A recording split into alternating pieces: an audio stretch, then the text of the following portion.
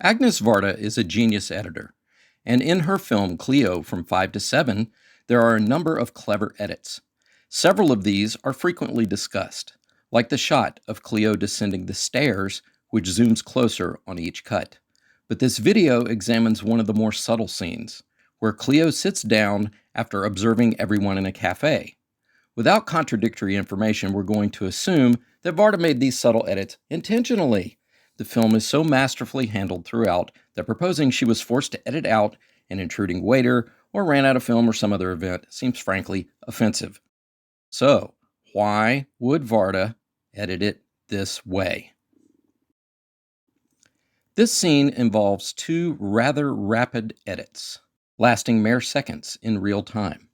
Beginning with the first shot as Cleo sits down at a table and looks over her left shoulder. The first edit is the more puzzling of the two, as the jump ahead in time is so slight it almost seems negligible. The cut is only discernible by her face moving about 10 degrees from over her shoulder and then back to a 90-degree position. This second shot lasts only a second as someone walks into frame and obscures Cleo from view. When the person is only halfway through the frame, Varda cuts a second time to a shot of Cleo looking straight into the camera before turning to look over her right shoulder. And that's it. A precision strike that's quick and done.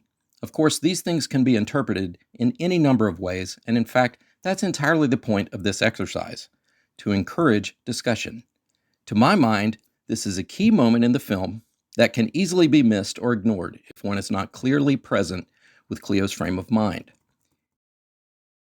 Here we have the scene in real time, which shows just how subtle and quickly it all happens. And now we'll see it at a closer perspective to reiterate the elements we'll be observing within the sequence. Now in slow motion, where we can really absorb the actions.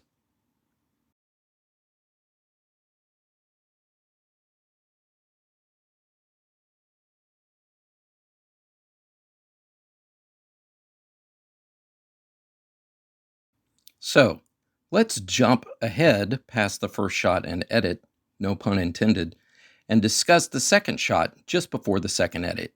You may notice that you can clearly see her hair. It is the back of her head. It is not the side of her face. You may also note that the gentleman behind her is not holding a cigarette up in the air at this point. Once the cut happens, you will plainly see that this is now the side of her face and not the back of her head. There's very little hair, and you will notice that the gentleman is now holding a cigarette. So, what is the significance of the second shot?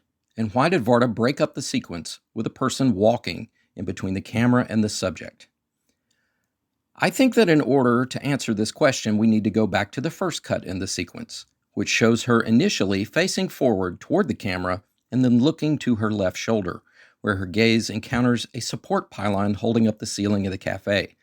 This has been covered with mirrored glass. This reflection, however, is broken into many pieces, and we can conjecture that this visually represents Cleo's perception of herself, now seen as fractured. Previous to this, she has looked numerous times at herself in reflective surfaces and encountered a complete image. But at this point, after having walked around the cafe and seen how little effect her music has on the patrons, she sits down and encounters a newly fractured reflection.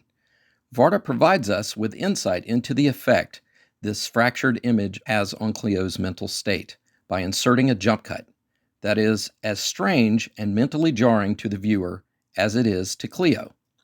Now let's go further into the second shot. We find our view of Cleo quickly obscured by an intruder whose presence not only shuts out our perception of Cleo, but also her perception of herself. This intruder might represent the existential crisis that Cleo suddenly finds herself thrust into. As the shot ends, there's a sudden, more significant jump forward as Varda edits out the intrusion completely, and we find Cleo staring straight at us before she looks toward her right shoulder and slugs down a drink. Indeed, this is a sobering sequence that occurs so quickly one might miss the significance of what has happened.